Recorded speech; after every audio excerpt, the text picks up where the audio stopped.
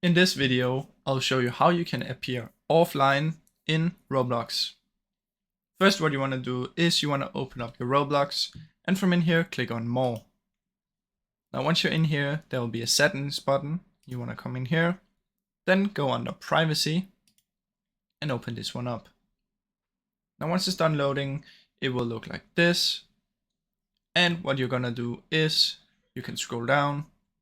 For other settings, make sure you choose no one, no one, no, and no one. Once you do this, you're basically a ghost. No one can see anything you do, and no one can join you or invite you. And you can also come up here to the messages, choose no one, no one, no one. Just make sure that no one can text you while you're playing. Now this will make you look like you're offline, even if you're playing. So I really hope this video helped you. If it did, please leave a like and subscribe, as it helps me out a ton. Thank you so much for watching.